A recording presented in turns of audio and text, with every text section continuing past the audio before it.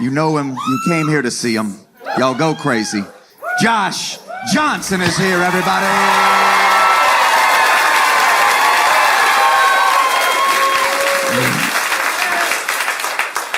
My friends had a baby, right? And a lot of my friends are having babies either this year or some of them already had them last year. Basically, since the pandemic, I guess my friends have had a lot of time together.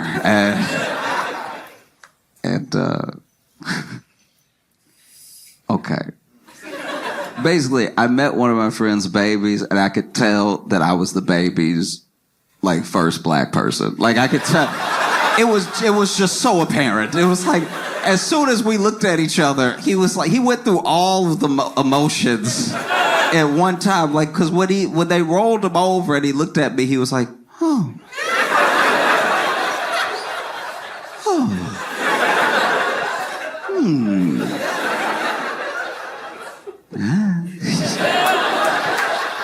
You know? And it was an odd feeling. I didn't even bring it up. I could just tell. You know what I mean? Like, I could feel it. And look, I'm not even saying it's the baby's fault. The baby got a white family. Hadn't got around to exploring the world yet, you know? I was the baby's first black person, and it made me think about, I don't know if I fully remember the real first time, but I kind of remember what I at least think was me meeting my first white person.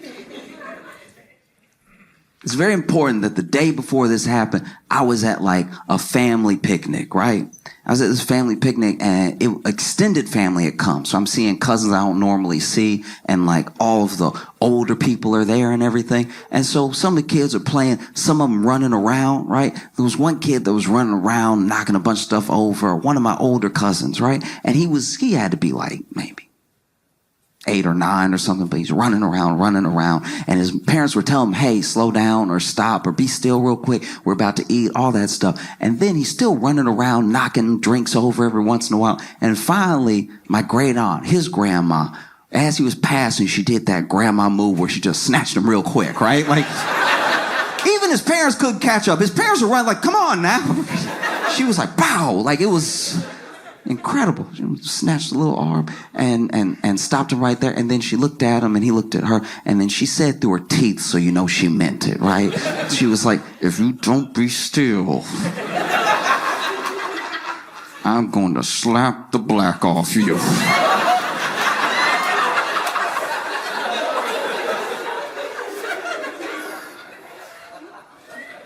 So the next day,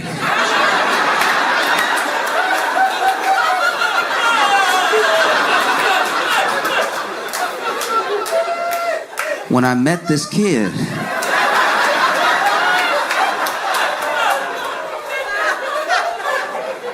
all I could think was, it can happen.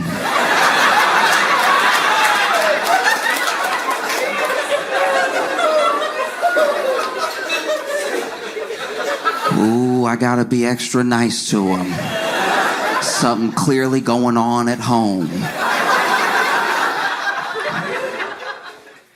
I was watching documentary about like serial killers and like sociopaths and stuff, and how basically they do these profiles where they try to identify whatever these like specific things are with their personality that make them the way they are, right? A lot of the traits and a lot of the signs. And one of the things they were saying in the documentary is that one of the best things you can do for anyone that's suffering from these sort of things is to find it as early as possible. That way you can help them before they do harm, you know?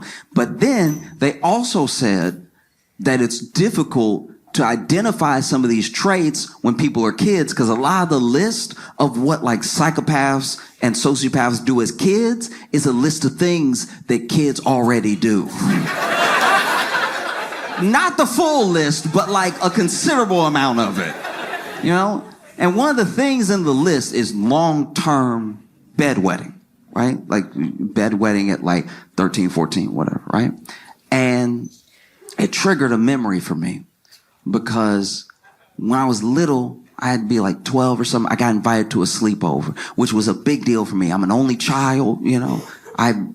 Getting invited to a sleepover as a kid is like going out to the club as an adult. You know what I mean? It's the same energy. It's like me and my boys ride tonight. And so we got over there and we're having a great time. We're watching movies, we're playing games, we're like in the yard playing football and stuff. But it wasn't until it was time to go to bed that I realized that there was a hierarchy here. Because the kid who invited us, that was hosting us, only had so much room in his room. So his closest friends stayed in his room with him.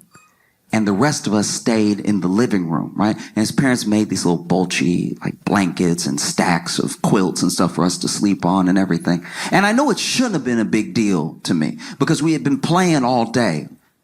But if you've ever been to a sleepover, you know that when you're supposed to be asleep is when the good stuff happens. That's when the real conversation is had. And that's when all the memories get made. And I'm out here in the living room with the losers. So I get ready to go to bed, right? And I was laying with this other kid because it was 2 to each for everything. And it's not really important to the story, but the kid's name was DeMarvin, right? And so we fall asleep and I wake up middle of the night. Don't even know why I woke up, you know? And I notice when I wake up that just like the side of my leg and the side of my elbow are wet. And so I look over and DeMarvin not there, but his whole spot is wet. And I sat up, and as I sat up, I looked up and DeMarvin was sitting across from me watching me sleep. That's strike one, all right? Any child who watches you sleep, that should be on the list right there. And not only is he watching me sleep, he got his legs crossed. That's strike 2. How you gonna sit there and cross your legs and watch somebody sleep like a villain? He's watching me sleep, has his legs crossed, and when I sit up, you ever so scared you assume you're not awake? It was so freaky to just see him there already staring at me. I was like, I'm tripping. I need to go back to bed. This kid looks at me, legs crossed, and goes, Joshua? That's strike 3. Full name? Full name. We're both kids. Full name? You're the devil.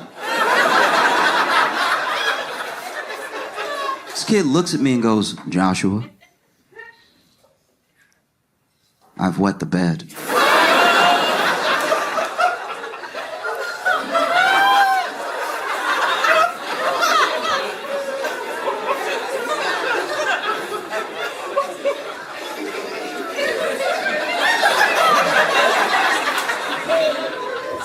But I'm gonna tell everyone it was you.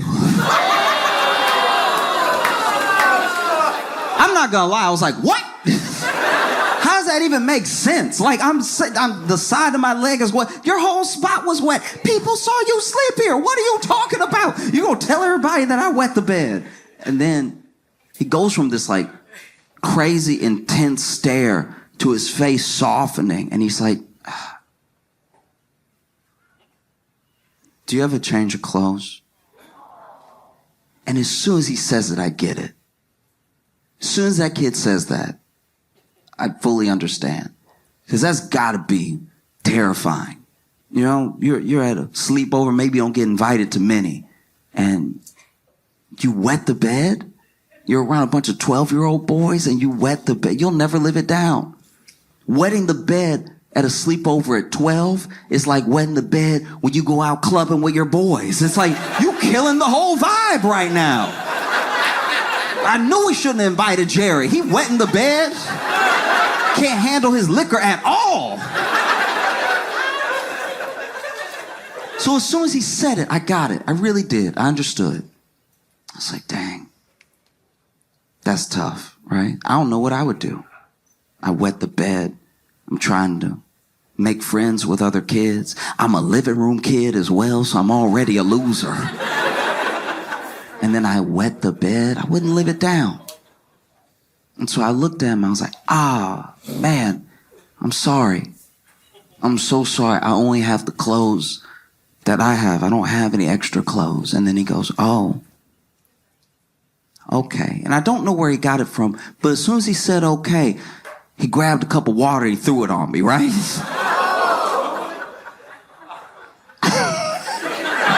And as soon as he threw the water on my crotch, I was like, ow, what's wrong with you? And the first kid woke up and DeMarvin was like, Josh wet the bed. And this is my thing. It would have been so much simpler to wake up in the middle of the night, realize that you wet the bed, go to the kitchen, which I'm assuming he went to, grab a mug, which I'm assuming he did, fill it with water, which he must have had, and then just poured it on me while I was sleeping. That would have been so much easier. I wouldn't have known. I would have woken up and been like, damn, y'all, I'm sorry. I thought I was done with this. I'm killing the vibe right now. It's so much more insane to wake up, realize you wet the bed, sit across from me, wait for me to wake up, staring at me the whole time, crossing your legs, saying my full name, telling me your plan, and then throwing water on me. I don't know where DeMarvin is now. I'm assuming that he's alive and well. But I do know for a fact that someone, somewhere, is dead.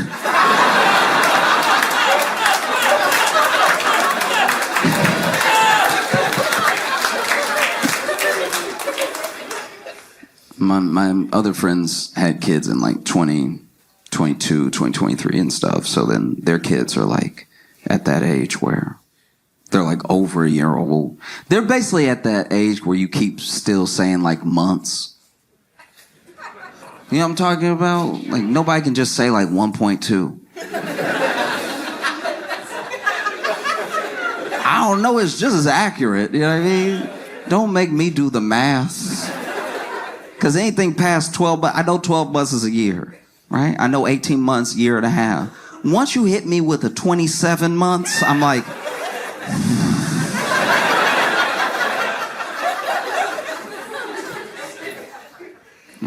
And so their baby is 16 months. 1.6. And they have a beautiful little boy, right? But it's funny, I didn't even think about this until I was hanging out at their house, you know. When it comes to our nature as people, right? We have the id, we have the ego, we have the superego, right? The id is like your lowest form. It's the impulsive part of your brain that is repulsed by pain. It's excited by pleasure, seeks it at all costs, right? The superego is your judgment. It's sort of your higher self in a way. It's how you weigh and balance some of your actions. A lot of religions attribute it to like the God in us trying to tell us what's right and wrong morally. And the ego is what mediates between the id and the superego. So then you'll have an id moment. Superego will judge it. Ego will process it, right? Id is like, I would very much like to sleep with this person. Superego is like, don't do that. That's your friend's wife.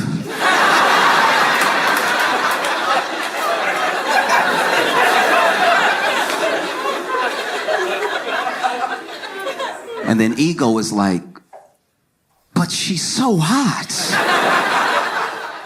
Didn't say this was all going to be a good person, right? But it's interesting being around babies because babies are all like cave person. They're all id. They're not weighing anything yet. It's just, I would like to do that. I'd like to not do that. They're not thinking about the bigger picture, right? There was one point where my friend sat her baby down in his little seat, right? And she laid her coffee on the counter, right? And then she had to go grab something else. And as soon as she laid the coffee down on the counter, the baby looked at the coffee. And you could tell, and I don't know why I do this, but I always give babies in my head, I always give them deep voices when they're thinking, right? Because I saw the baby look at the cup and was like, the coffee is in the cup. But what if it wasn't?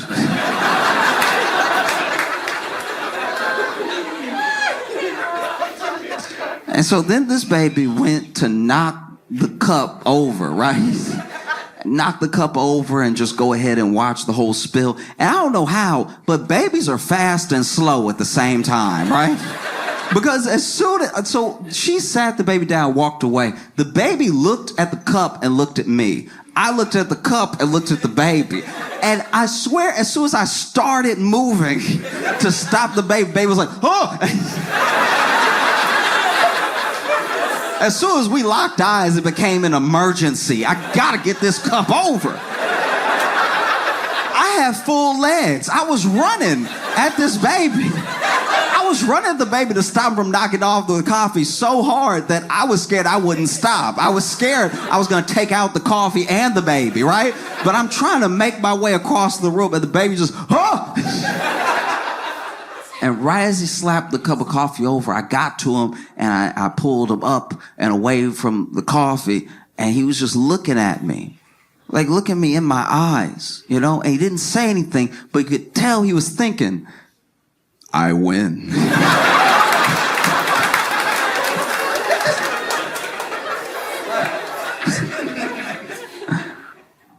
I don't know if y'all saw what's happening in LA.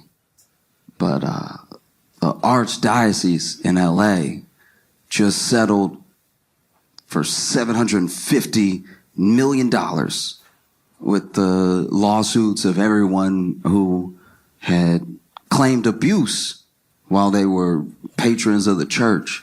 $750 million. I think 800 million when you count in some other stuff. That brings the Catholic Church's total payout to 1.5 billion. Anyone else would be closed.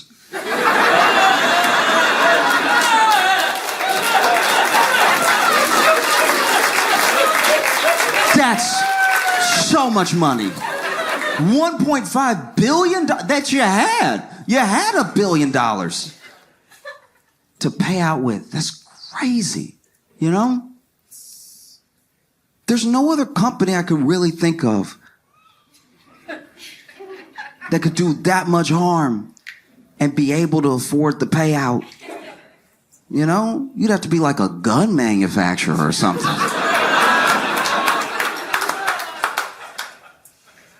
It's so jarring, you know? I think that's what really bothers me about it. It's like there's the payout. And anytime someone has to pay, even if it hurts a little to pay, if they had the money, it feels like less justice because they had it. You know, you gotta make them pay a number that they genuinely don't know. I don't know if we can do. Good, that's exactly how much I want. You know, $1.5 billion worth of damage that you also admit you did. You know? This isn't like hush money. This is a settlement where everybody knows what happened and everybody knows how you handled it. You know? That's so jarring. And it makes you, how can that not affect your faith? You know what I mean? You went to this place. This is supposed to be the safest place in the world. This is supposed to be the place where you like lay down every burden, not pick up extra. Do you know what I mean? I don't even know where you go from here. It's beyond PR. You can't be like, but we also donate a lot to... I don't know if I want you around anybody right now. That's my thing. I don't even just care about the money. I'm glad that they had to pay. And I'm glad that, you know, survivors are getting something for all those years of trauma, all those years of therapy, all those years of like trying to navigate the world, and people looking at you like it must be you. If you're dealing with something all day, it does not escape your mind, and you can't even hold down a job because the way that people are around you affects everything that you do. I'm glad that they have something in return from that, you know, because you can't undo what's been done, right? But like who's in jail? Is anybody in jail? We always forget that jail would be better. Do you know what I mean? I'm sure that that's what they want, but it takes so long to get justice. Half of the monsters are like dead. And then the other half are like still alive, but then there's like statute of limitations, which I don't know. I don't fully understand statute of limitations, because I understand that it's constitutional to have a fair and speedy trial, right? But we don't seem to do that either. You know what I mean? Like if Young Thug's trial can last 75 years, why can't you be like, you too? Get over here. I know it was a long time ago. Doesn't change the fact that you did it. You know? That's what's so painful about it too, you know, because then it affects you whether you know it or not, whether you're, you know, like Christian, Catholic, whatever. You try to tell somebody about Jesus and they're like, oh, I've heard. Do you know what I mean? It's a burden that we all carry. It's a weight that like is inescapable, and it happened to. In a way, it happened to all of us. Obviously not in direct enough of a way that I'm like claiming some victimhood or anything, but it also, you yourself might trust this person that you find out is a monster, which then makes you question everything this person said to you. Maybe they didn't do anything to you, but they did something so horrific to someone else that you're like, how can that person that did those things be right about what happens when you die? Like, I know the two seem like they don't have anything to do with each other, but they are so directly related, because this person is basically telling you the keys to a good life, the keys to being a good person, and the keys to salvation. And then you realize that they were dangling those keys over someone else to keep their silence, right?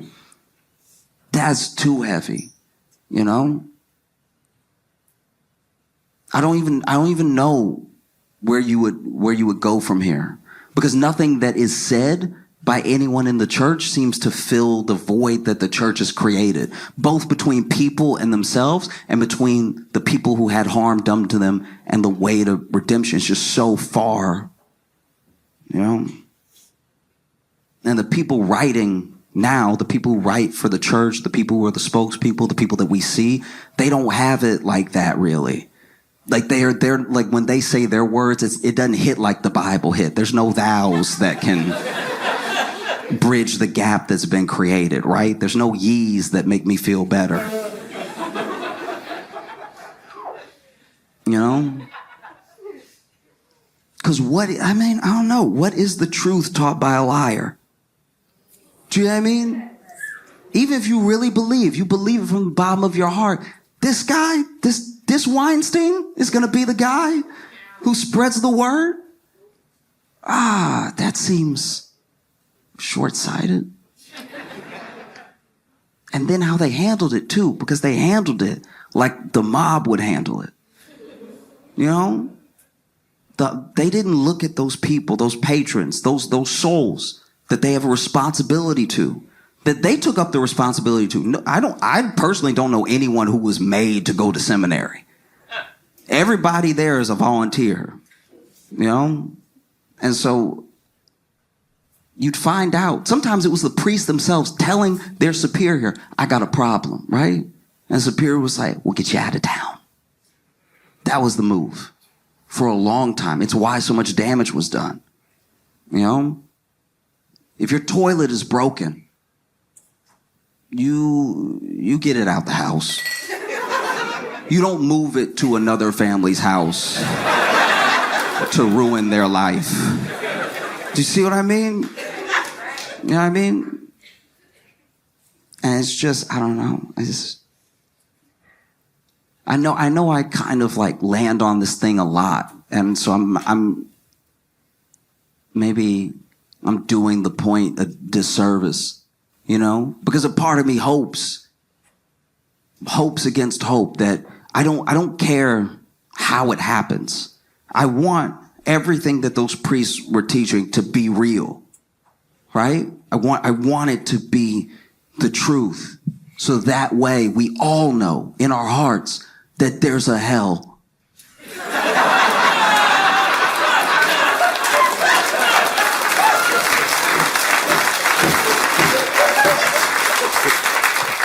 And I know that's like way more fire and brimstone. That's not like the uplifting message or anything, but I don't know. I just feel like it would be nice.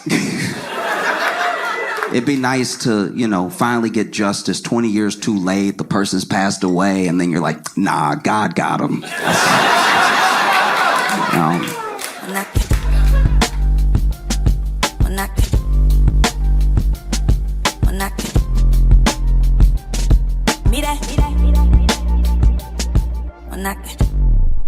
I don't know if y'all saw what's been going on in the House of Representatives, but they they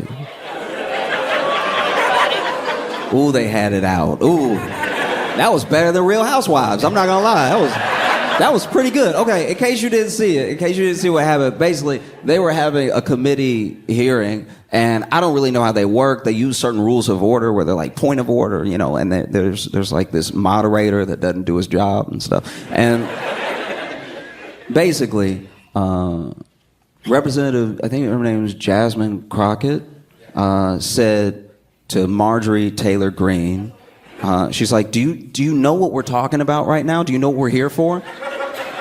And then Marjorie Taylor Greene said, I do know what we're here for. Do you know what we're here for? Because those fake eyelashes might be messing up your reading.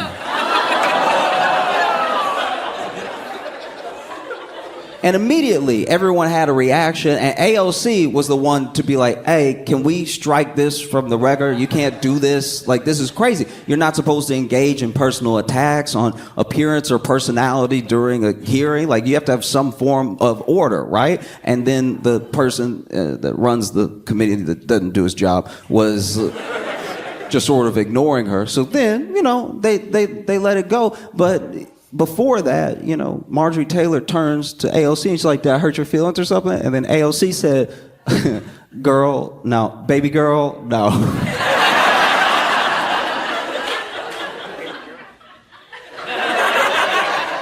In case you aren't familiar, all right, a girl followed by a baby girl is equivalent to showing a Glock.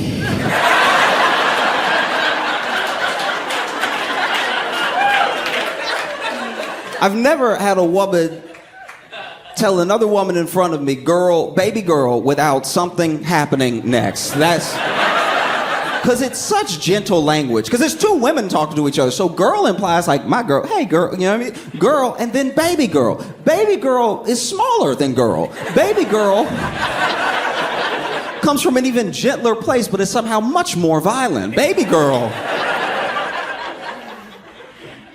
I'll put it this way. Girl is hair. Girl is, you know, snatching up someone by their hair. Baby girl is choke. Baby girl is hands around the throat. One hand is baby, the other is girl. Baby girl. Whew. And then later, Representative Jasmine just asked the leader, the one who doesn't do his job. She was like, hey, I just want to check, just so I know the rules. I want to check if I were to say something about somebody's beach, blonde, bad built, botched body.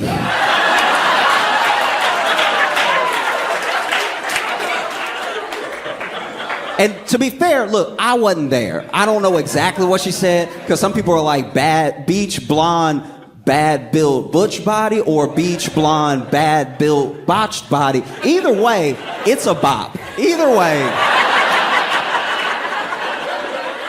It's rare, and that was like kind of off the dome. That was incredible. That was one of those things where I was reading it. I've never read like a news magazine before and been like, beach, blonde, bad built, butch, body.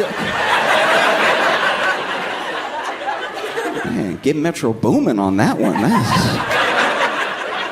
That's crazy. So I don't know exactly what she said, but she was like, if I were to mention somebody's beach, blonde, bad built, botch body, would that be engaging in personality attacks?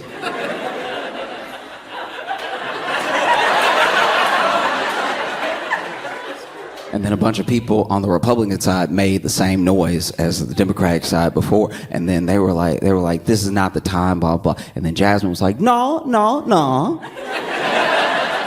because y'all love to dish it out, but you can't take it. And then the article ended, and I was like, that's the problem with journalism today. That's what. Now I gotta go watch C-SPAN to see how it ended.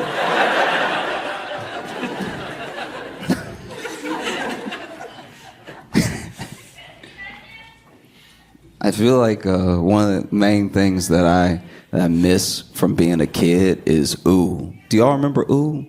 Do y'all remember like ooh? What an incredible experience. Ooh is beautiful.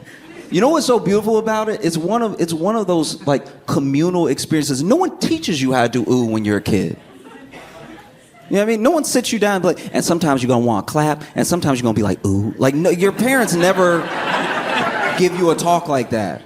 You just are a kid, and then maybe you're talking in class, everybody's talking in class, and then the teacher gets frustrated, turns around, points out one kid and goes, Mr. Perkins, and then all the kids go, ooh. It's beautiful. It's almost like a religious experience that you're having outside of church, you know what I mean? Everybody knew to do it at the same time. Like starting a good slow clap. When a real slow clap happens, you're like, wow, we really did it, y'all. Ooh is beautiful. And then as you get older, ooh starts to go away a little bit. You know, because we all have different experiences. When you're a kid, most kids have the same general big fears, right? Getting called out in the middle of class, getting embarrassed, something happening, somebody. But as you get older, everything starts to splinter off. Everything goes in different directions, and so one person's ooh is another person's nothing, right? It's very hard as an adult to have an ooh experience, so I treasure them now when I have them. It's beautiful. Like I was walking down the street one day, and I was passing this bar, and there was a woman yelling at her boyfriend to the point that a crowd had gathered. Like it really felt like a street performance, the way that she was taking him to task. And she was like, I had 1 day off, JR. I had 1 day off and you ruined it. And he's like, I'm sorry. No, sorry's not enough. This has happened so many times. I have 1 day off, JR, and you ruined it. And then out of nowhere, she just swung and slapped him, right? Slapped him from everybody, and everybody was like, oh.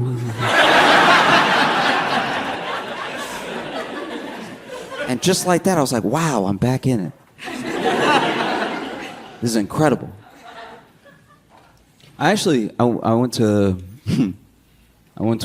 a friend's wedding a while back, and the thing that was amazing to me about this wedding is just how personal it was, right? So it was a smaller wedding, so it wasn't like a huge room or anything, and the groom got his best friend to officiate the wedding, right? And I think that's kind of cool. You know, some people want someone, like if they have it at a church, they want like their pastor to do it, but just someone that makes it special, right? And then the couple, they wrote their own vows, which I also thought was pretty cool because it was very specific stuff to them that was like cute and was funny and stuff like that. And you can tell that the friend officiating was nervous because he was holding the mic, but it was like shaking in his hand, everything. It was all very, very sweet, right? And then it got that time to, you know, say like, do you take, and everything. And then, you know, Buddy looks at the groom and says, do you take Ashley to be your lawfully wedded wife? But Ashley was the groom's ex's name.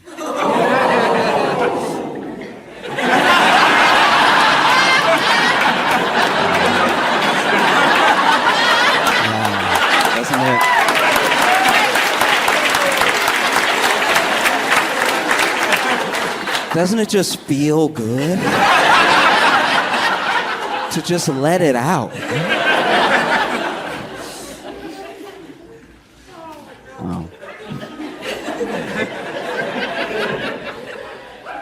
You know, I don't know, admittedly, I don't know much about dating, but I do know white people.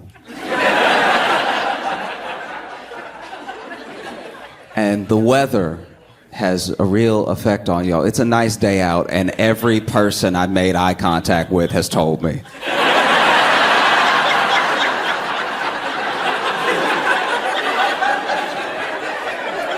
Y'all saw the sunlight today. You were delighted. I was outside, and somebody walked up to me outside and was like, "What a day." You know, and maybe it's just the New Yorker, but I was like, "Nah, I know, it's very good." They were like, "Nah, this is great." And in my head, I'm like, does it rain every other day or something? Good to know.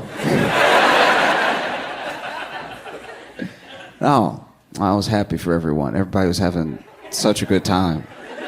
You know, it's like the weather today felt like when your friend wants you to see a movie really bad, and then they watch it with you, but they watching you watch the movie to make sure you're enjoying it as much as. But then you're like, "But I see it," and they're like, "No, but are you paying attention?" It's like, you not paying attention, you looking at me.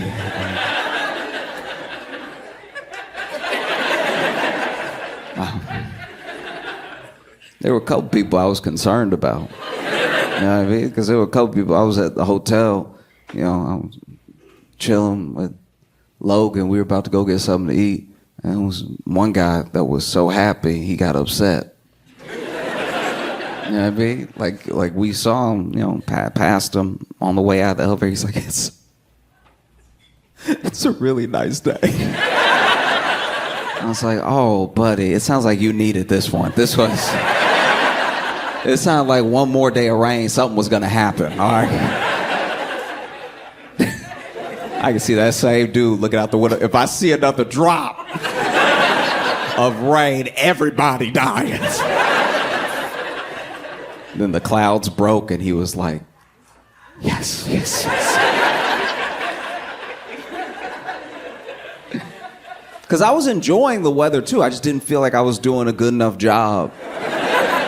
Okay, you know, like when you go to like Six Flags or something and you having fun, but your friend is having the best time ever, to where you're like, I don't think we at the same place. You know, like y'all both walking up to the line for the Batman ride. And I guess it's just perspective. I guess it's just that when I walk up to the line, I see how long the line is. I'm like, oh, we gonna be standing here for 45 minutes. But he's looking up at the ride like, Batman. I'm like, yeah, buddy, yeah. Yeah, Batman, and we'll be there in 45 minutes.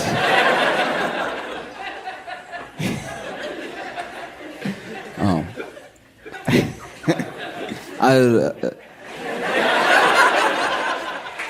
had a realization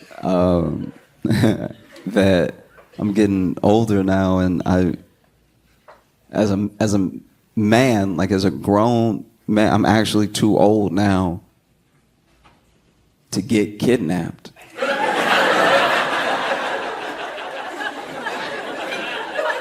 Like if I got snatched on the street and then they held me for ransom, as just, you know, as a man, you'd be like, nah, I live with y'all now. Like I can't. You can't send me back. That's too embarrassing. I just got snatched up like I was waiting for my mom after school.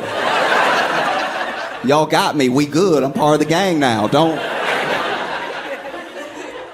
Yeah, send me back. Imagine, there's actually a statistic that nobody talks about. Thousands, I'm telling you, thousands of men go missing every year. We don't look, but thousands of men go missing. And I think it was 2021 where men going missing outpaced women going missing, right? And it's like an insane stat. When I was reading it, I didn't believe it. I was like, how is that possible? But I think it's because men know when they get snatched up, they're like, bro, just kill me. Because I can't go back now. Imagine you a grown man with a family, right? You a grown man with children, and you got kidnapped, and then you come home and try to be the patriarch of your family, knowing you were a kidnapped man. You know what I mean? Knowing you a diet man, knowing you light. Standing there over your kid, telling him not to talk to strangers, and then your 8-year-old go,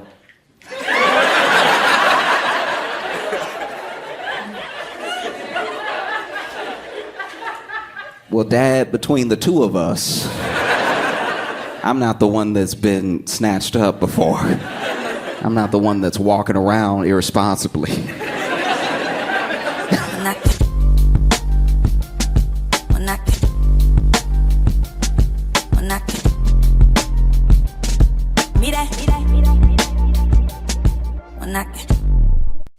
Okay.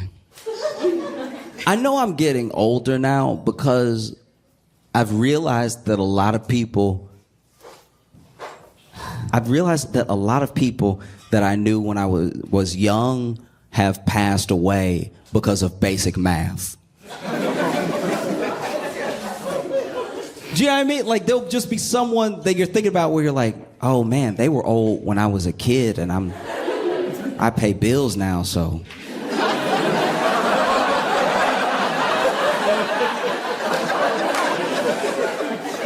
Oh yeah, oof. I went to a Catholic school in high school, and there was a priest there that I thought was hilarious. I don't even remember his name. I feel bad about it, but you know, he was dope, and he would do mass because we would have mass before classes and stuff, and he would always forget to turn his mic off. Consistently. I don't even think he knew it had an off button. He would always forget to turn his mic off, and then he would take the sacrament, right? Which is a cracker. And then every time he did it with next to his mic, it sounded like he was losing a tooth every week. It was never not hilarious. I remember the first time it happened, I was like, did he crack his soul? What?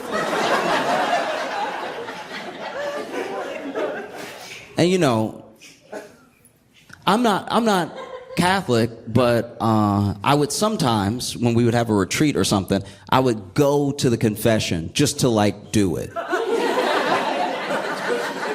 Do you know what I mean? Because there's a certain power in going to confession when you're not Catholic, because you're gonna tell someone a bunch of stuff they can't tell anybody else. And then they're gonna tell you what to do about it, and you're just gonna not. Like,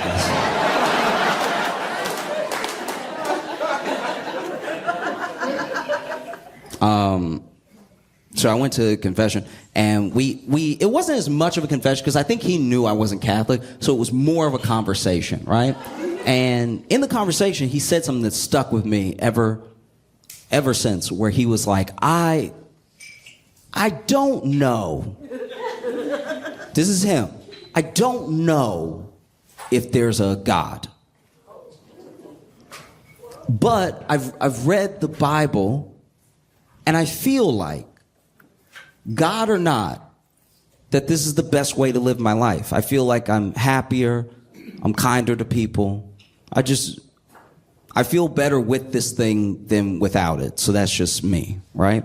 And I never heard someone, especially someone like in a church, like of the church, speak so candidly about their beliefs, right? I'd ask people my entire life straight up, hard questions. And sometimes they'd be like, well, you know, God has a plan. But when somebody hits you with, I don't know either, it really stops both of you.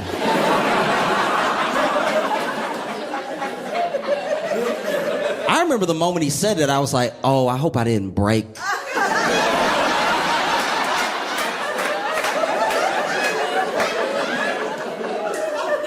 I hope I didn't break a priest. You gotta go to hell if you break a priest. But he was like, no, I don't know.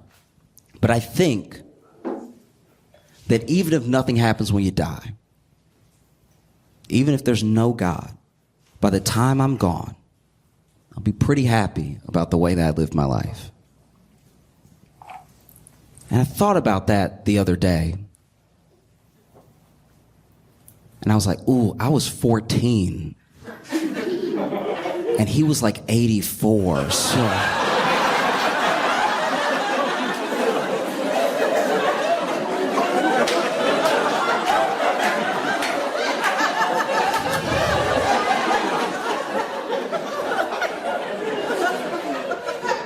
I definitely missed a funeral. Okay. I don't drive because I'm a terrible driver. Like, I failed my driving test. And I'm out of practice since then.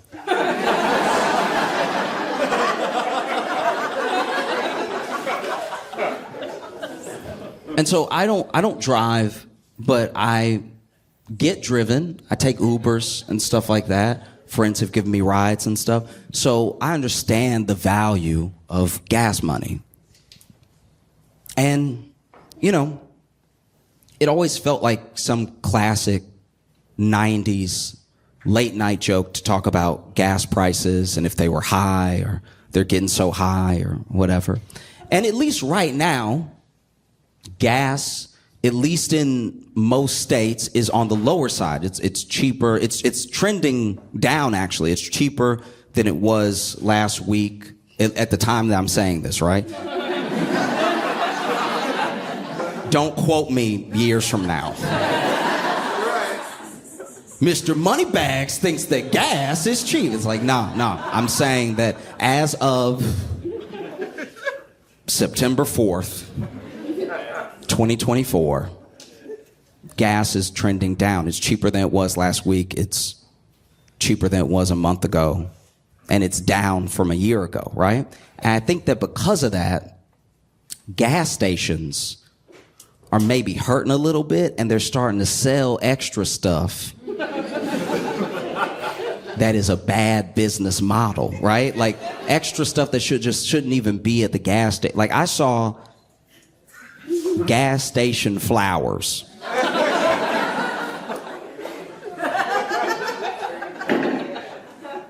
Fellas, if you ever mess up and you're thinking about what you did and you're on your way home and you're feeling apologetic, but you don't want, you messed up too bad to just text. You can't just be like, I'm sorry, LOL. It's not gonna work.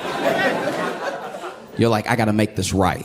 And so you're getting your apology ready in your head, and then, you see that the tank's pretty close to E. You're like, let me be responsible, fill up the family car, right?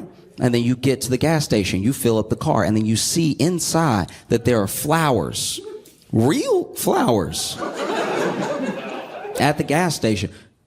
If you walk in and you buy those flowers and you bring them home, she will leave you, all right?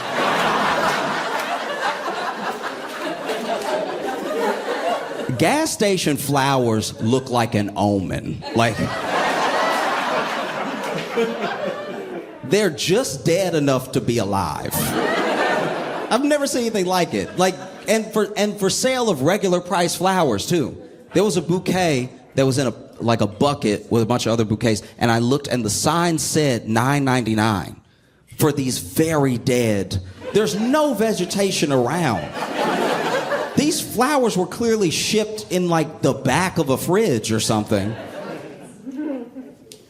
Flowers are big. Salads. I'm all for people eating their greens. And I think we should be healthier as a country. But if you buy a gas station salad, you have just used your credit or debit card to pay for E. coli, right? E. coli is supposed to be microscopic, but you can see it on a gas station salad. You could see it tap dancing in there. You could see it waiting to get inside you, excited. Eat me, please. I was at a gas station in Kentucky and saw, for sale apparently, a loose pickle.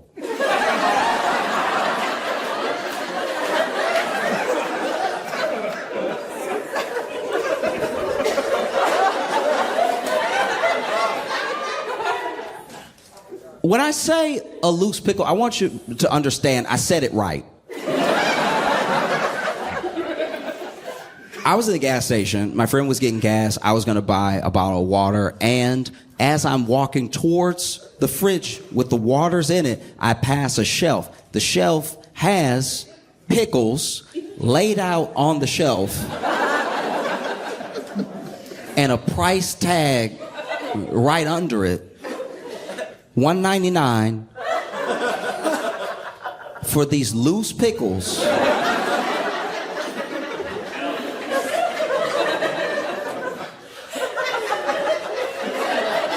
$1.99 for these loose pickles. They're just on a very dusty shelf. And they were wet. Like they had pickle juice on them. And it was a mystery I needed to solve because in my head, I was like, what could have happened here? Because this was like a mom and pop gas station. It wasn't like a Circle K or, you know what I mean? Like it wasn't like anything like that. It wasn't a Shell or anything. It was just like a regular independent gas station. There's very few now, and I guess I can see why.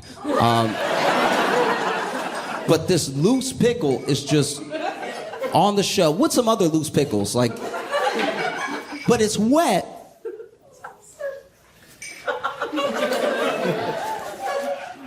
And in my head, I was like, this is like either a miracle or the worst business idea I've ever seen in my entire life. Can you imagine someone pitching, look, pickles taste like pickle, all right? Just throw them out there. Don't put them in a jar. Don't let them soak in pickle juice. They're going to taste like pickle no matter what you do, all right? Sure, there's a little dust. That dust is character, okay?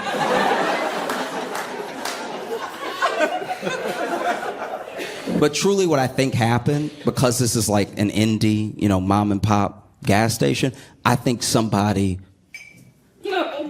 went in there. And don't get me wrong, a person who's out of their mind, they went in there and they were like, hey, let me get the whole jar of pickles, but no pickles.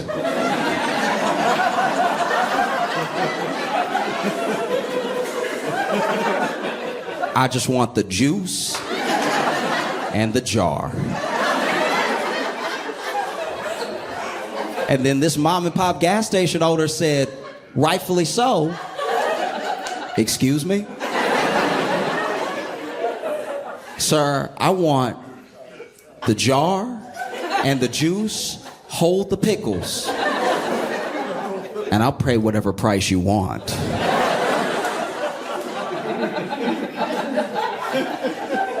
And so then this very old man was like, okay.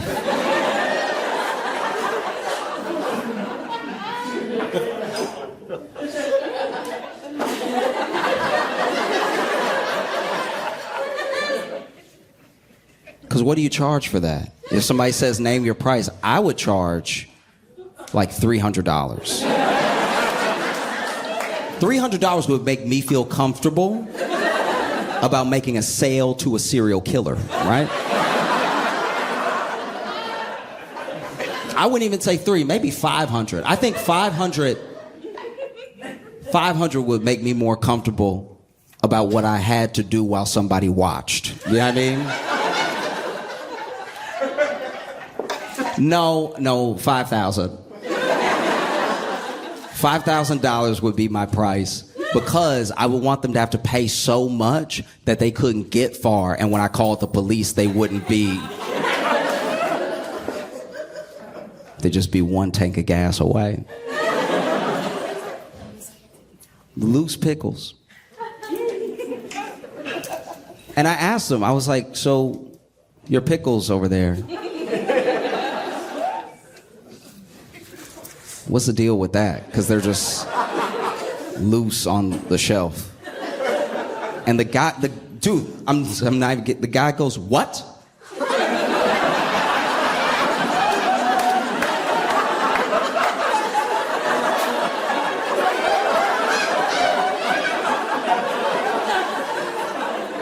I was like, your pickles are loose on the shelf. Because now I'm getting nervous.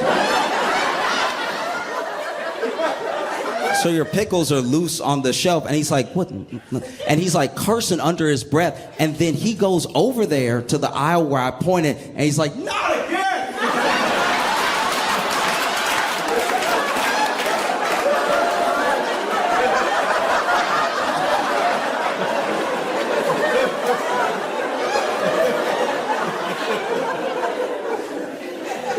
Again.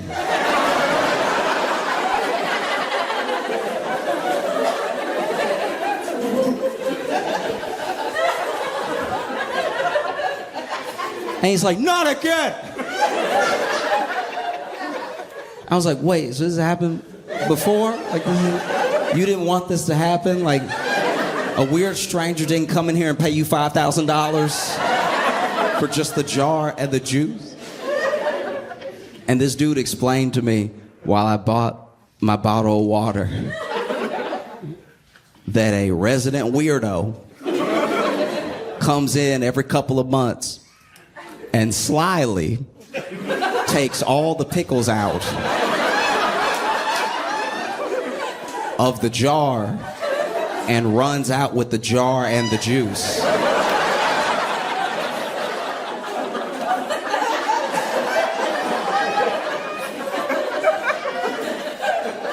And he said, this dude said, I have alerted the authorities multiple times.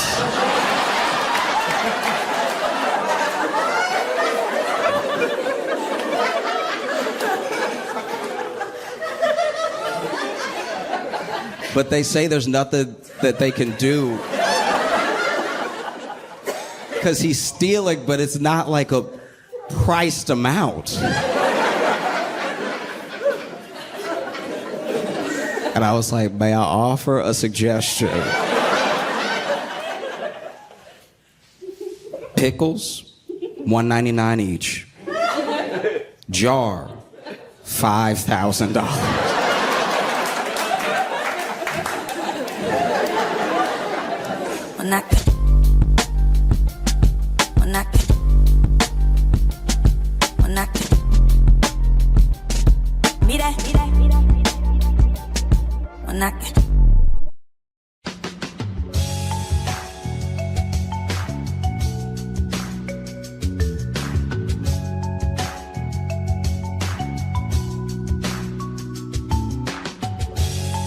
Welcome to the Josh Johnson Show. Josh Johnson, joined by my co-host, fellow stand comedian Logan Nielsen. Logan, how you doing, buddy? I'm doing all right, man. How are you? I'm good. I've had to go to the doctor a ton recently. Like a ton? Yeah, like a lot. Is it still for your injured booby? It's been my chest. It's been a couple of things, and it just has reminded me about other times and made me think about other times I've been to the doctor. Oh God, we've never really talked about this, and I'm sure you have experiences that are going to baffle me. Yeah, but these like won't be my fault though. These are because I show up in a doctor's office to be doctored. Like I don't. Right. Yeah. I don't have any control over what happens One doctor, next. Please. Yeah. So I was even telling some friends today about how at my old doctor's office, this place was not good. Okay. So the doctor was good. I had a good doctor. I'm not going to sit here and act like I am a good doctor. The staff at the office made it feel like by the time he got to me, I wasn't at the doctor. Does that make sense? Like you're more at a DMV than a doctor's office. This doctor's office that I went to, okay. So when I was in Chicago, right? Yeah. I'd go to the doctor a couple times. One time I had strep throat. Like it would be stuff that was like not too serious, but still you should go to the doctor, right? You gotta get some meds. Strep throat, Yeah. you'll live. You need some antibiotics. Yeah. And so I remember, I was like insanely sick with strep. That was the worst strep I've ever had. And luckily, my mom also came to Chicago at the time and was like nursing me back to health. Aww. But when I went to the doctor, okay, first of all, I get there because I don't know how to pick a doctor. I'm not out here like knowing what doctor's good or if. And then it was at a time where I had good insurance but not great insurance. So then my insurance didn't cover a bunch of people, and it was just it was wild. So I find a doctor that's like within my network or whatever is going to be pretty cheap with the copay. Mm-hmm. I roll up to that doctor, and first of all, from the outside, the place did not scream health. Like, there's just something about when the bricks coming off the brick building. Yeah. Like when the bricks are chipped hard, it looked like somebody had been carving the bricks. So then I remember Someone's walking been trying in to get into this hospital. Yeah, I remember walking in and being like, I'm clearly in the wrong office, but I'll at least ask them where the office is, right? Mm-hmm. And the first question I was asked when I stepped inside and stood at the receptionist's desk was, what? I don't know. That would also make me kind of feel like this is maybe a really good doctor's office. Nah, not at all. So then she said, what? And I was like, oh, I'm here for my appointment, right? Yeah. And then she says, what appointment? As if no one has an appointment today. Like Right. As if that's not a thing they do there. Yeah. That's not a service they provide at this specific I'm not doctor's even- office. No appointments. I'm not even Walk-ins fully only. clocking right now that she's being rude. Like, it's not even occurring to me that this person is being insanely rude. Because right now, all that's actually in my head is like, I feel terrible. Right. I just want to be seen by somebody that can help me, right? So I'm not even giving any attitude back. I'm genuinely just like, she says, what appointment? And I go, the one at 9:45. like it's not registering with me that she's like attacking me. You know what I mean? Like she, because the what and the what appointment were not friendly. Yeah. And so she's like, what appointment? I was like, the one at 9:45. And then she stares at me for a second, and then she just goes, okay. I don't know. I kind of love her. She's kind of my favorite. And so then I'm standing there. I'm like, so am I supposed to fill anything out? Or like, she said, yes. It was like, this is insane. Dude, this is a horrible experience. I hope she's never at anybody's deathbed, because that would be truly tragic. Am I dying? Yes. And then you bring the filled form back up, and she's like, "You're still here? Yeah. What? I gave you that to get rid of you." And so she gives me the forms. I sit down. I'm filling out the forms. Oh, yeah. There's no one else. Like, okay, I genuinely feel like I'm the first person at this doctor. Like, I feel like this is his first day of being a doctor. This is first day with the office. Like, the team's all here for this day, right? And so I fill out the papers, and I fill out the papers, I give them back, and then she's like, you can sit back down because it's going to be a while. And not even in a way. You meant 9:45 today? Yeah, exactly. Because I feel terrible, but I still haven't fully clocked it of like just how terrible this person's being. And so then, because you just want to die. I feel horrible, man. Anyone can say anything to you in that state. Dude, And I'm you like, won't catch it till maybe a week later. I clearly didn't catch it until 7 years later because we're just now talking about it. When you're sick enough, things don't register like that for you. No, not at all. So then she tells me it's going to be a while, and I just, out of like desperation, I just ask her like, oh, because it's like 10 now, because it took me a while to get the forms. Like, she gave me the forms after a couple minutes. Then it took me some time to fill them out. So I was like, it's 10. And then she was like, I don't know what you want me to do about that. Yeah. I was like, jeez. Okay. All right. And then she tells me, she just offers it up as extra information. The doctor not here yet.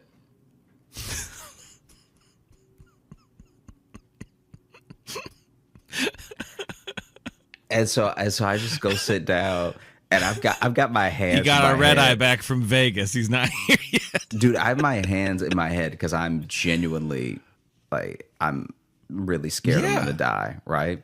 Well, because you probably got a fever. If you got strep, usually that comes with it. So you're probably just sitting there, probably looking like you're dying. Dude, and this is still the attitude that she's giving you. I am like, I look like I make juice right out of my own skin. I'm sweating so much.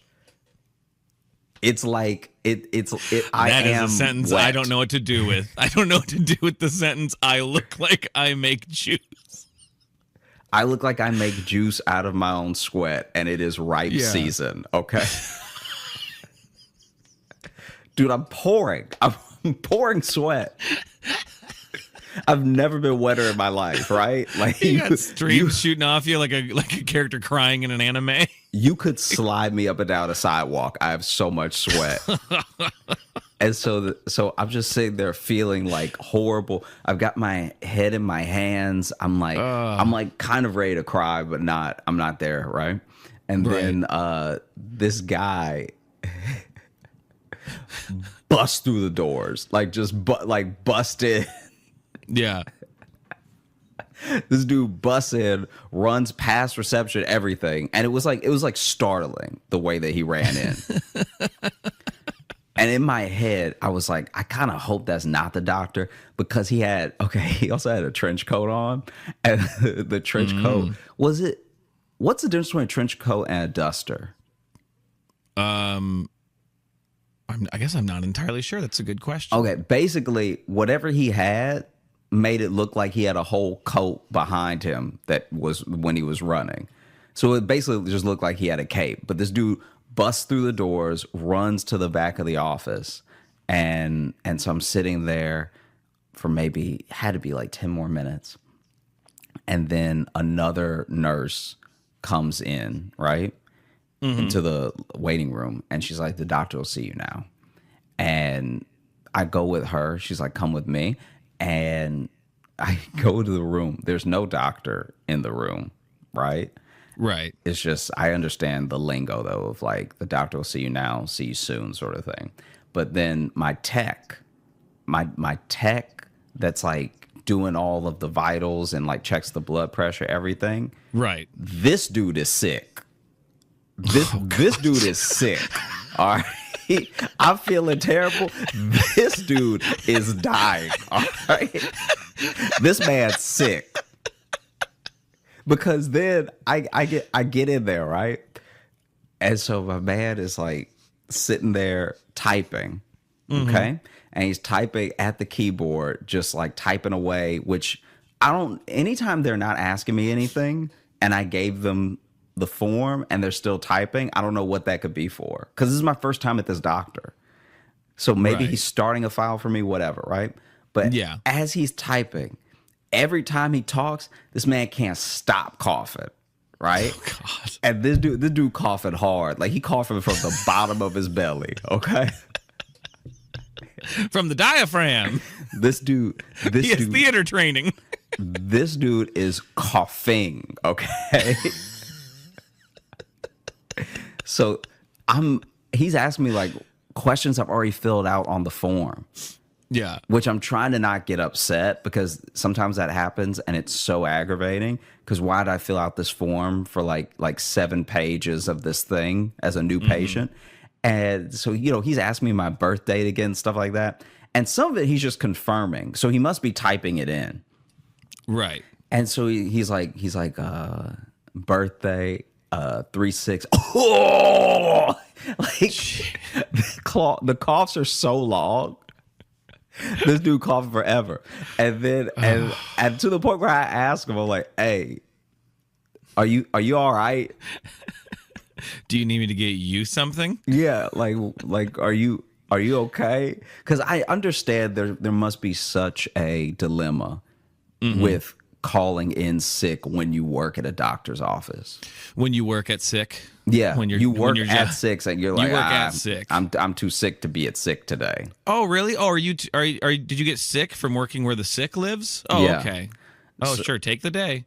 So then I can understand my man's inclination to have to come in Right. Yeah. because it's like, what are you gonna do? Yeah, exactly. And so he's coughing hard, and like it honestly, the first time I ever thought about droplets was not COVID. The first time I thought about droplets was this moment, because this man just infected the whole keyboard that he's on, because yeah. he's coughing so quickly, he's not covering his mouth. Okay, so my man is Good. just like, Good. That's a quality you want in a healthcare provider. he's like, so your weight is 100 and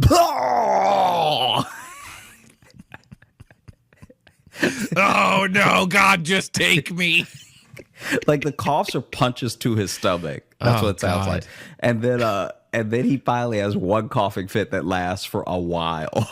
like it was to the point where I was like, do I really need to be in here for this? Because he turned his head to cough and did not stop coughing for what it had to be like 2 full minutes. And 2 minutes is not a Yeah. long time, but when you're coughing, like I thought this dude was dying in front of me. No, if it's coughing, 2 minutes is a day. Yeah. Like that's a long time. That's a long time to have no control of your body. And so then this dude rolls up way too close to me and is like, let me get your blood pressure. Good Lord. I was like, all right, like I'm reluctantly putting my arm out, right? You're trying to lean away as far as Yeah, you can. yeah. I'm like leaning away from him as he's like, and this is the worst part. This is like, clearly they don't have all the resources, because you know how there's even those cuff machines at like Walgreens, or at least there used to be those cuff machines check your blood pressure. Right. This dude this is an old school from the 1800s. Like he put a stethoscope on my pulse and then just wrapped it real hard. I thought maybe we'd have the thing around it and he has to like blow it up manually. No. This dude wrapped it. It's just a floaty. Yeah, he put a wrap around my arm and wrapped it over and over again too. Like he get me ready for just to- drugs. Yeah. And then it's just listening. And then he got his watch and he's just like,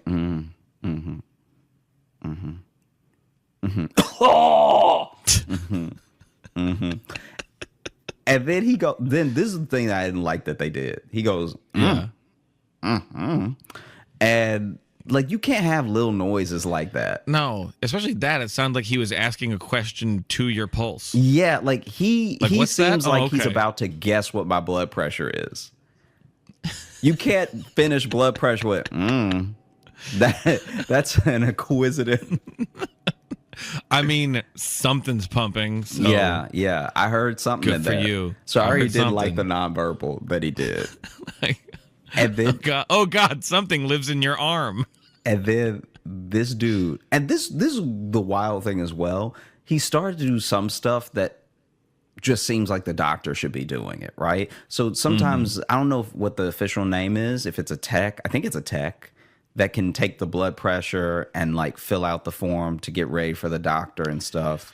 So the doctor I think can it just depends. There's techs, there's physicians, assistants. I'm not really. Yeah, I'm not sure what this dude was. Listen. sick. I live with a nurse, and she's explained these things to me. I don't remember. I don't remember whose job is what. So Yeah. Okay, so then all I know is everything she tells me about her day sounds gross. So then this dude and this is ever since I was little, the doctor did this, but hey, it's this doctor's office. I guess he can rule it how he wants. right, yeah. But then this guy, after he gets done with my blood pressure, grabs a popsicle stick and is like, say ah. And I'm like, this man gonna cough in my mouth. Like I'm not doing it. Like, y'all go ahead and kill me. Cause clearly you gonna get me one way or the other. Like, yeah. like this dude literally said, say ah. Ugh.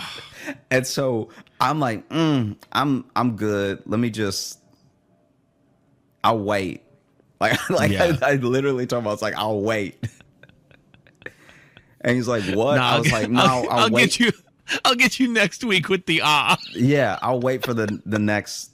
I'll wait for the other dude to come through and, Yeah. and I'll do the awe for him. I'll literally do it for anyone else. Yeah, I don't just awe for anybody. All right. Go get another person in the waiting room. I don't care. Yeah. Just I know you. I'm not gonna do it for you. And so then he's like, oh, okay. Like he's clearly like this has never happened to me before, sort of thing. Like he just like shakes off and he's like, well, can I take your temperature at least? I was like, yeah, it's fine. And then, takes my temperature. Clearly I have a fever because I look like fever. Like there's no way I didn't have a fever. If I didn't have a fever, I'd be like, oh, okay, well then I am Aquaman because no one that doesn't have a fever and a t-shirt on should be sweating this much. Right, yeah. It was the first time I've ever sweat like from my forearm. Oh, yeah. Like I didn't have sweat running down my arm. I was sweating out of each piece of arm. It's like remember in the first X-Men movie when that one senator just like dissolves into water? Yeah. That's what's happening to you. And so How's that for a fucking reference, huh? I get my temperature taken. Of course, I have a fever, but apparently my fever, I don't remember what it was, but apparently it was so high that he took it out. Because also as well as old school thermometers as well. So okay. So then my man takes it out, looks at it, and goes, uh-oh. And then just shakes it while he looking at me. After he said, uh-oh. Oh, you dead, all right? I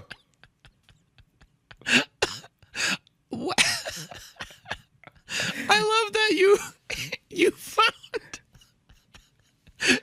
This a dude was doctor's rude. office. You found a doctor's office where not a single person who works there has bedside manner. Like not crazy. a single one. Usually maybe one or two, but the fact that every single person in that staff is like, fuck. Honestly, I wouldn't be surprised if everybody on this staff is the doctor's cousin. Because no one should be hiring them. Okay? Yeah. These people, like, it on a regular day, I think I would have walked out. Because on a regular day at reception, I would have been like, this is way too rude for me to not know you. Right. You know what I mean? Yeah. And then even with this guy, I'm like, hey, I feel the thing you're saying. So you don't need to say it to me. You know what I mean? So this dude, and then he swings the thermometer. Look, this is the thing that, just for comedy, this is the thing that killed me that he did, that he doesn't even realize is as funny as it is. Yeah. He looked at it, said started to shake it, right? Mm-hmm. Looked at it one more time and went, oof.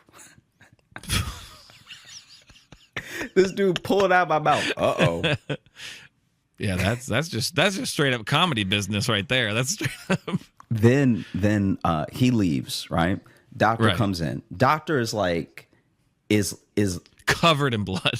It'd be so funny. Doctor, like I thought. He runs an out of breath sleeve torn. That doctor, like I thought, runs in, was the guy in the trench coat. Okay. Right. And then he immediately walks down and sits at his desk, which is where the tech was typed. Like, in my head, I'm like, do I warn him that he about to get infected? Because, like, that dude coughed all over this stuff. Yeah. We start talking, and he's like, tell me how you're feeling, everything. And honestly, the actual doctor was like a good doctor. Like, Oh, like, good. like legitimately, he's like a good, we talked it out. He told me some of the things it could be. He prescribed some antibiotics and like gave. Well, good. He was a he's good doctor. He's clearly a good guy because he gave his cousin Dave a job after the auto body shop closed. So Yeah. And it's as I'm walking out that I go back to the reception desk. I'm like, so how to, because also you have to remember, I'm in Chicago. I'm very young at the time, and I've only been to the doctor a couple times without my parents, Right. Like I don't think in all the time I was in college, I went to the college nurse a couple times, but I don't think I ever went to a doctor the entire 4 years that I was in college. I could be wrong, but I don't remember going to a doctor. So outside of being in high school and being like at the doctor with my mom when my mom would set my checkup, and then being in college where you could go to the college nurse. Right. But like I would also, you're so young when you're in college too, you just let stuff roll off of you. Yeah. Or, into your 30s too. Sure. And I've been to the doctor probably a shockingly low number of times. yeah, like I realized in that moment as I'm walking out that this is like, because basically the doctor was like, she'll sort you out at reception when it comes to the prescription and all stuff like that, right? Yeah. Like where to pick it up, I mean. So then I get up to the front desk and I'm realizing that this is one of, if not the first times that I'm settling all this on my own at the tail end of it, Yeah. And so I walk up and I think I have my insurance card with me. I was like super prepared because I just didn't know what would happen if you weren't. Like I didn't know if they would like, like You when brought you your passport. You like like when you can't, that old trope from sitcoms where you can't pay for dinner, so they make you wash dishes in the back. Yeah. A part of me was like, if you don't have your insurance card, maybe they just take the health back that they Shit. gave you. Maybe that's how those people ended up working there. Yeah, they didn't bring They're their mad. insurance card. They had no interest in going into medicine. Hey, we're going to need you to check some tongues if you don't have your money, all right? Yeah, he had come in that morning because he was very sick but couldn't pay his bill. Yeah. And they're like, all right, you're handling the next guy then. Yeah. That's what's happening. And so then I'm going up to the desk again, and the woman the woman is not happy to see me. I just look like I got a question, She's immediately upset. Here you come with your face again. Mm-hmm. And so basically I walk up and I'm like, so is there like what do I owe you, sort of thing. I'm trying to be like jolly about it still, because I find that even with rude people, you win them over eventually if you just don't break. Yeah. If you stand firm in being cordial. Yeah. Eventually they'll soften at least. Yeah, there's a tenseness that you can see lift off with a lot of people. That's not everybody. Some people are evil. Some people are evil, and they won't necessarily be like nice, but they'll be less mad at you. Yeah. And so then I asked, like, what do I owe you? And she was like, I don't know.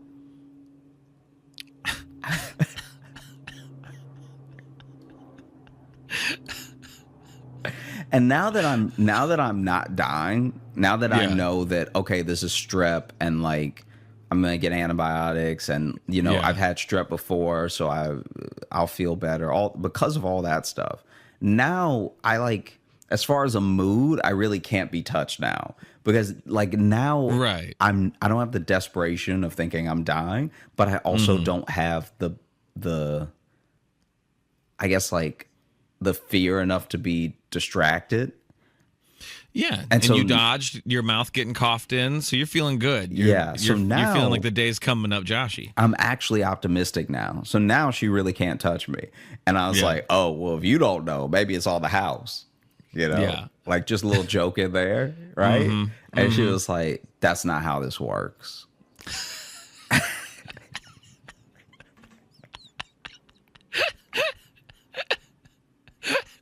It gets to a point where you just want to be like, ma'am, what is your job here? Yeah. Why Yeah. why are you here at all? Ma'am, you should just fight the next person you see because it would be way quicker than what we're doing right now. Yeah. Everyone would know the deal at least. Yeah. So then How do I sign in? Well, first you gotta go fight that lady, and then someone will come get you.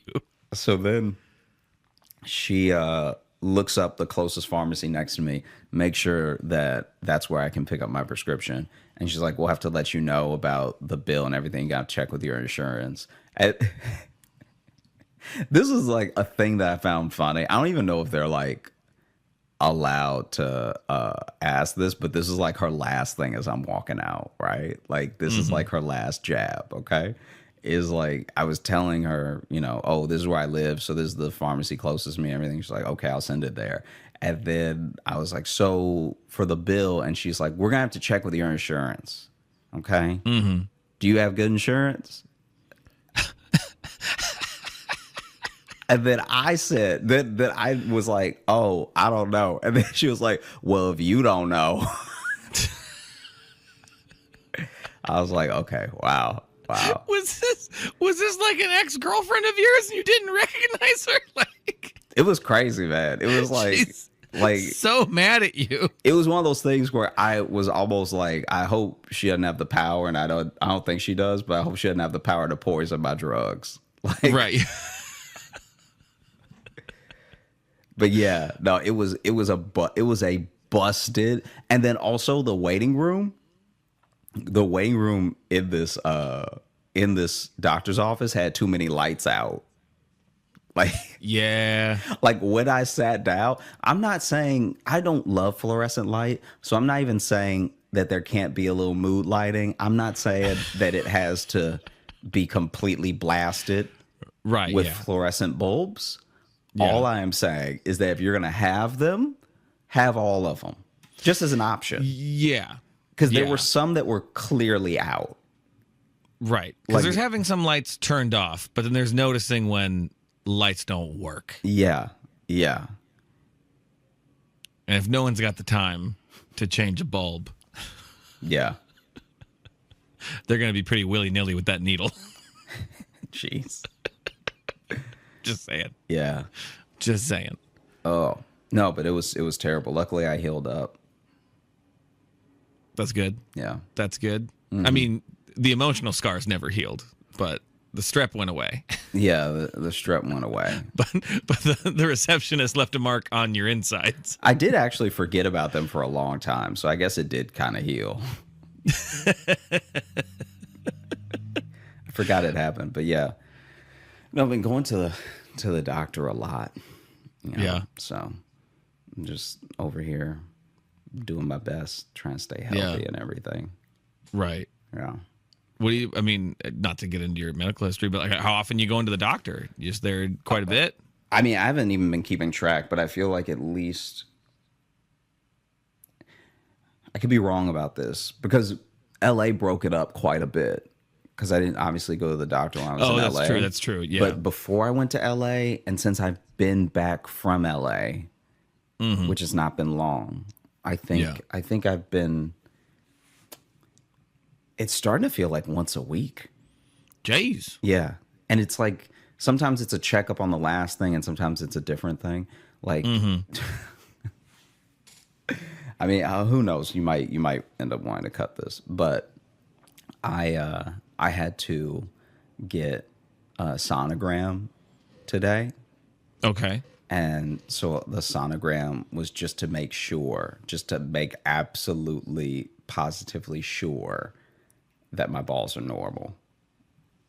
All right. So just to make positive. Let's get into this. Well, basically, there's not very much to tell, but basically, when when they were doing it, in my head, I was like, man, this is like the worst time to find out if something's wrong. Like literally your pants are down, you know?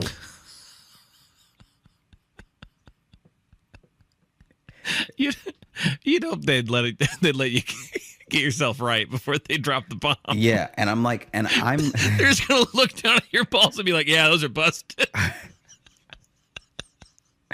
I'm genuinely laying back, and you know the person who's operating the sonogram is like, I'm so tense because I'm trying to be still, because when I had to have my MRI, they were like really stressing, hey, you have to be completely still, or we have to restart. And I didn't know if the sonogram was the same. So I'm trying to like be so still that I'm tense in the face. Like I can feel my face tensing up because I'm like, don't move, you idiot. Like just be still.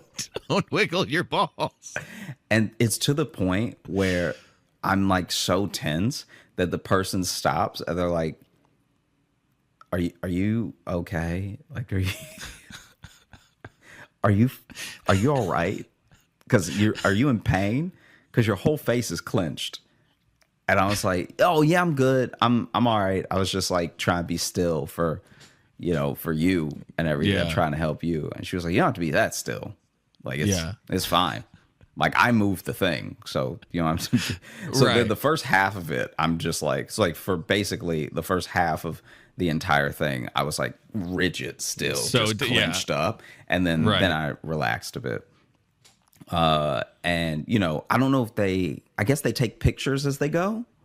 Okay. For the sonogram, because it seemed like there was typing while the tool was moving or whatever. And then I'm like so in my head the entire time. Because when I walked in, I was like, there's nothing wrong with me. But then when you're getting a test done, you start to think, what if something's wrong with me? Absolutely. When a test is being done, you can convince yourself you have anything. Yeah. Because if you're going to find out, that's when. And so you're having the test done.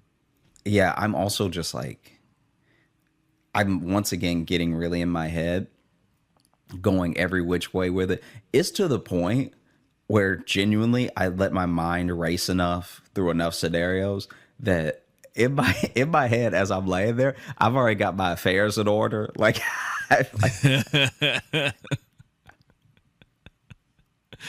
I'm like thinking about my funeral, like just like, oh man, I think a lot of people wouldn't make it because like who does destination funerals, you know? Hey, I'd fly out, man. You know, but then also it's like I am gonna say it's a show though. So, I mean, I'm gonna need you to put in the will that I do a eulogy so I can say it's work and I can write off the flight. Yeah. But these are the things I was thinking about because in my head I was like, all right, look, I'm not actually from New York, so I don't think I want to be buried here. If I'm buried, then I don't think like I would maybe want Chicago, but I'd be taking up space, and there are people who were like born in Chicago, and I don't want to take that from them.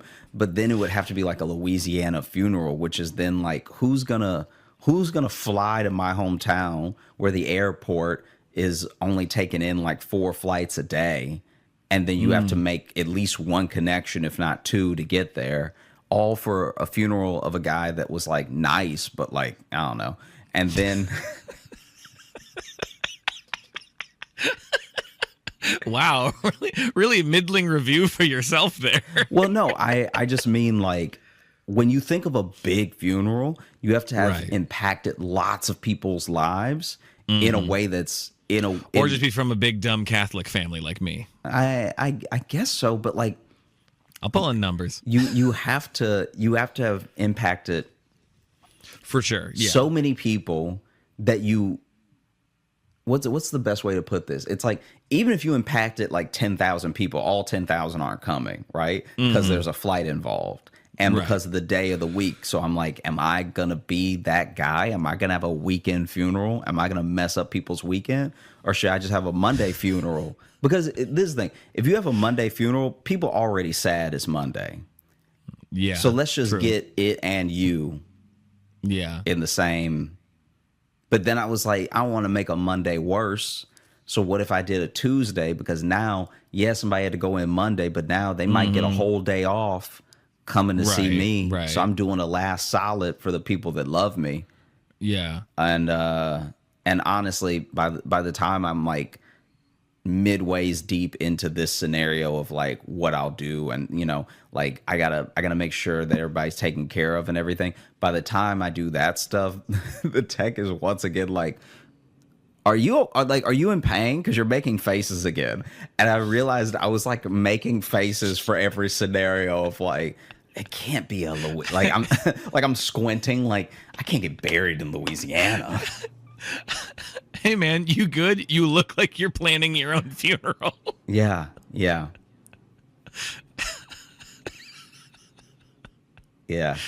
Everything good though? Your balls check out? No, this is the worst part. So then after all that, oh shit. She gets done and she's like, okay, like you just have to really check your nonverbals when you work in medicine, because I don't know if these okays are like what she's looking at on the screen or just her day because it's early. Like that's it's her job too. Yeah. So if you're at your job, you're a little more like, okay, let's look. Yeah. And so then I'm like, she's like, you're good to go.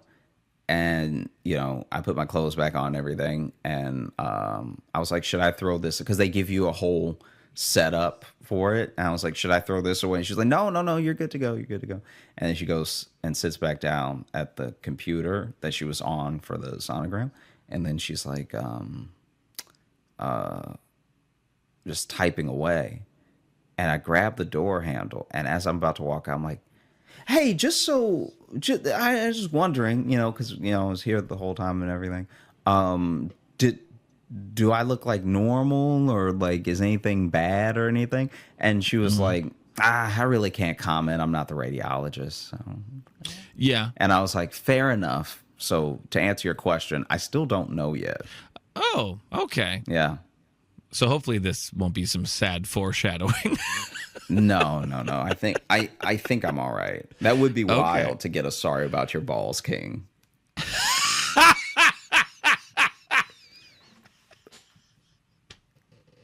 That would be chaos.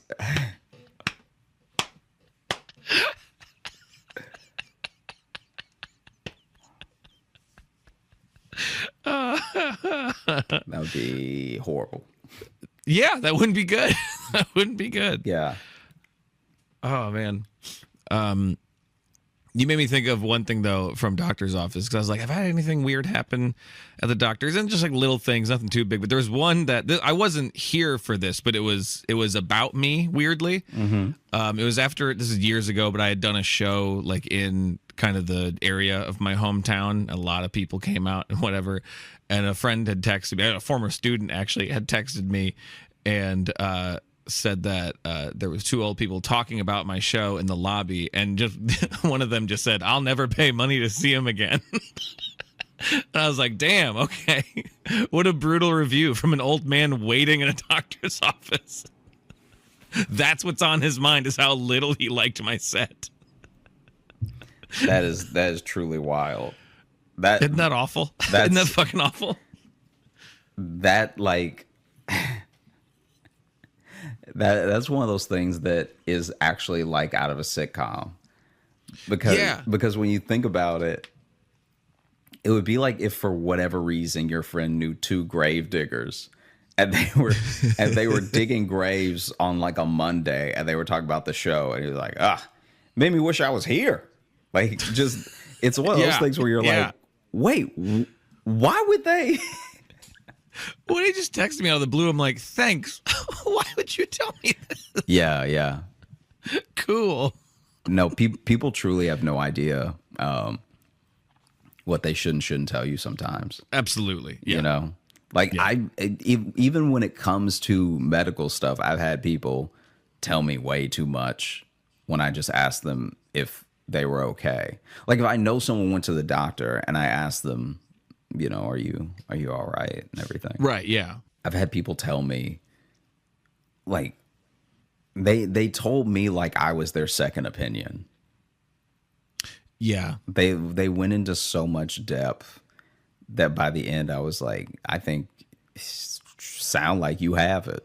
All right. Like I don't know what to tell you. I'm not a doctor, but you sat up here telling me all that stuff. So I would eat better. Yeah. Like, I had a doctor start telling me what meds his wife was on. And I'm like, I don't feel like you should be telling me any of this. Yeah, yeah. Yeah, people really let the doctor-patient privilege slip way more than attorney-client privilege. Yeah. But especially, I don't know if it goes the other way, though. Like What do you him mean? telling me a meds his wife's on, like, I'm not beholden to any doctor-patient confidentiality. No, but that's what I'm saying. It's like Yeah. lawyers are very aware at all times, like, oh, if I tell this person about this thing, I could lose my job. And I feel like even I have friends who became doctors, and they'll tell me stories where I'm like, oof, I don't know if I should know this part. Yeah. That doctor did end up losing his license to prescribe medicine. So that does all check out, I think. My favorite. One second. Oh, I think we froze for a second there. Yeah, There we go. yeah. I see it. That was genuinely a computer thing because my entire computer freaked out. So that was not. Oh, okay. I think that was not just a connection thing. Well, we've also been having connection lags because we actually had someone from like the internet company in the area show up the other day and just say that like some of the main lines, not even on our house, but some like the main like fiber wire or whatever has been partially eaten by squirrels. So Yeah. Iowa internet, baby. I hope they were electrocuted. I hope so. Oh, God. One of my favorites was this doctor that my friend goes to that's ancient. Like this dude's been a doctor since like bloodletting. Like He was a doctor so long ago, he was also the barber. yeah. This dude was a doctor when they had those little crow's masks they would wear during the plague. This dude has, he's his doctor, but he also has an arch nemesis. Oh, So I love you that. will go to your doctor. You will go to this guy who's your doctor, and he will be looking all up in your ear with the tool, right? With the light, looking at your ear, complaining about the doctor across the street. Oh, that's good. That's good. I like this. This I'm into. But it goes so deep. Like every time he goes to him, he has a story, and every ailment triggers a memory about a time he was at odds with that doctor across the street. Oh, I bet they opened up practice together and then had a big falling out. It really does seem like some Aaron Burr, Alexander Hamilton type stuff where it's like, oh, he gonna shoot him.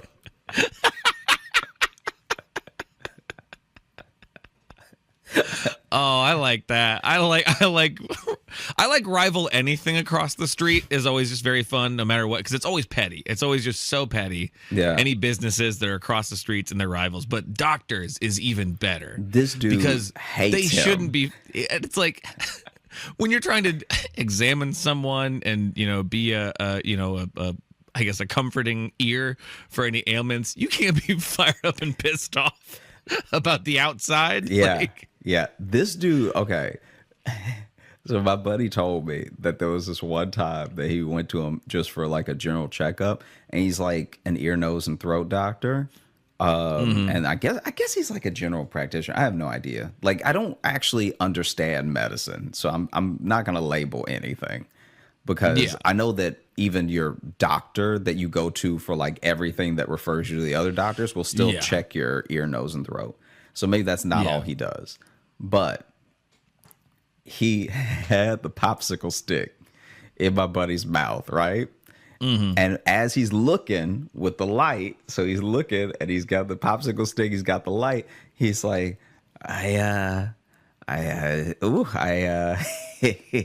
saw you the other day. I saw you, walking across the street. You kept walking, but I was scared you were gonna go in.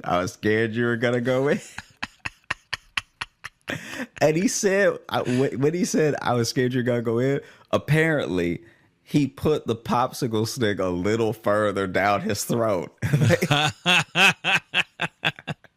Just remember, your life's in my hand. He's like, I was scared you were going to go in. I was like, is he going to do? No, but you kept walking. You're a good boy. You kept walking. But I do know how to alter lab results. Just putting that out there. Putting that out there. Yeah, it's truly wild. And he apparently, that guy across the street had some like altercation at a conference. So it runs deep. Like, because he'll be seeing that dude, because I guess that's the same type of doctor. And so he'll be seeing that dude at local conferences. And apparently they had words one time that was not that long ago, because they both old as hell, right? And that's what I really love to see, is old men fight. That's one of life's joys, is when you can watch two old men fight. Yeah, one of the first things we talked about on this show was your joy of old men fighting. Especially if it's two old doctors, because that means they're going to know what they broke. Yeah, they come out with scalpels ready to have a like Jets versus Sharks knife fight. As soon as they land, they know what's hurt. Yep. That dude straight up was like going, and I'll have to ask him some more examples, but he would just talk about him so much. He would talk about him more than he would talk about my friend's health. What was going on? Yeah.